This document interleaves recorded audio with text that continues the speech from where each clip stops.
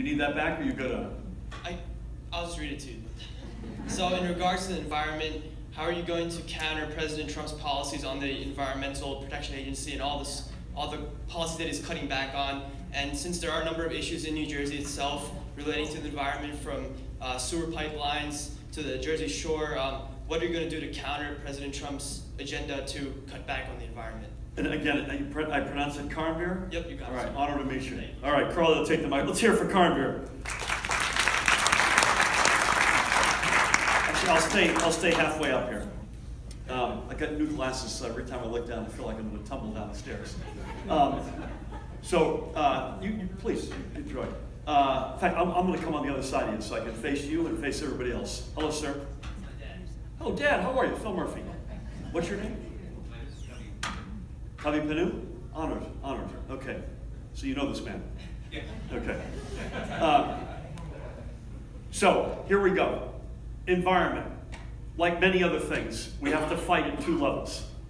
So already, if we had an otherwise neutral or supportive president, we would still have to get us back to par given what Chris Christie has done in his environmental policy. So he took us out of the regional greenhouse gas initiative collection of states. He put the brakes on solar. He put the brakes on offshore wind. He did not change the mindset at the Board of Public Utilities that leads you to giving just as much credit to utilities for conservation as you would give them to build a 300 megawatt fossil fuel plant. So we trade. I spoke to the League of Conservation Voters National Convention on Saturday in Philadelphia. I said I think we trade the biggest discount to where we should be on the environment of any consequential state. So that's the easy part. The governor could do a lot working with other elected officials. You can get back to par. Then you add the dimension of your question, which is a president who is clearly hostile to the environment. And so you're going to have, and by the way, you could fill in the blank, right? So you've got an EPA commissioner who doesn't believe in climate change. You've got a Secretary of Education who doesn't believe in public education. You've got an Attorney General who's responsible for the Civil Rights Division who is on the record having made racist statements over the years, at the time not even supported by his own party. You could go through a long list of the folks that the president has surrounded himself with. So for the environment, for public education, for social justice and civil rights, whatever it might be, we need a governor. First of all, I think governors will have never mattered more, right?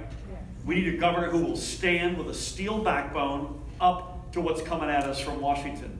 And probably the most important pick, other than the DEP, the Environmental Protection Commissioner, really important. Commissioner of Education, really important. The most important, I think, is the Attorney General, because we're going to have to find ways to push back across all avenues, including the legal avenue, potentially all the way to the highest court in the land. And by the way, we need a governor and attorney general who will work with other states. One of my frustrations with Governor Christie right now, in a state which is the, you didn't ask about health care, most expensive health care state in the nation, he's saying nothing when these folks are dismantling the Affordable Care Act. There's silence. Arguably, we would suffer the most of any state in America, given how expensive it is to get health care in New Jersey. We don't need silence at this point. We need strength. And that's what I hope we can provide. Great question. One more time. Well done, Dad. Karen, honor.